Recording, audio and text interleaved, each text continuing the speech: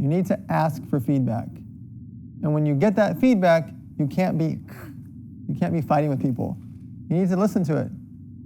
Whether it's good or bad, you need to hear it, and you can adjust accordingly. If you don't believe it, there's two parts to that.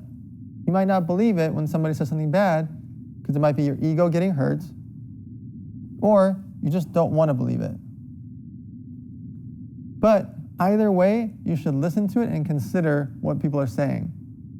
You need some people that are your friends and family to talk to you about things when you're asking for feedback about your social media content is what I'm asking or what I'm telling you about.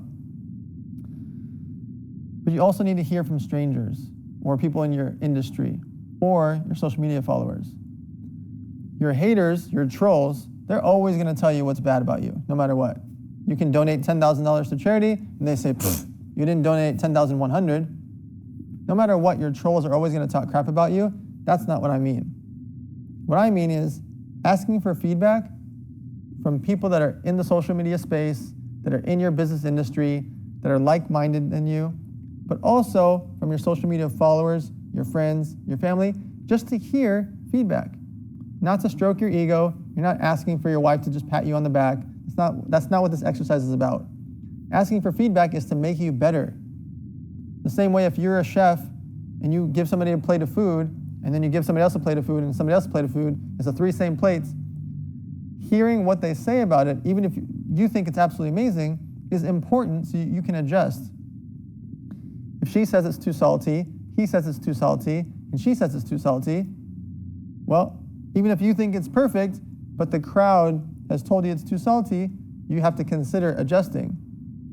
Now, can you keep making a salty plate? Yes, of course you can. That's your prerogative. The same way you can keep making bad content.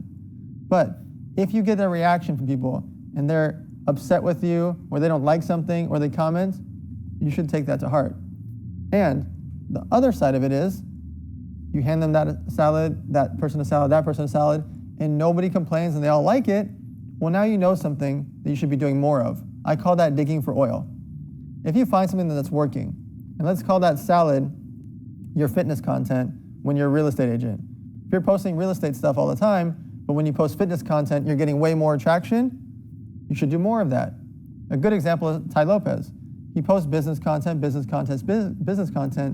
Lamborghinis, jets. His number one most engaging content is his grandma. And it's not close. Whenever he posts about his grandma, he gets a huge amount of engagement. Even though he's a business entrepreneur that travels the world and has girls and jets and books and live events and all these fun, crazy things, his grandma gets the most engagement on his account. So he doubled down. He posts with his grandma more often. He travels and sees her more often.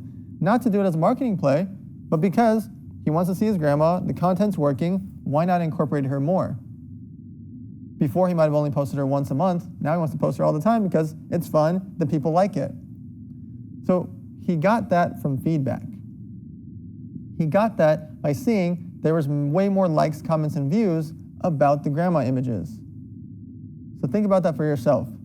If you're out there and you're a real estate agent and you're doing fitness content and people are really reacting to that, well, you should double down on that.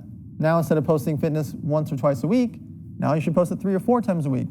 I'm not saying make it take over your whole page, but as you're getting the feedback, whether it's good or it's bad, make those changes and simply adjust to make your content better.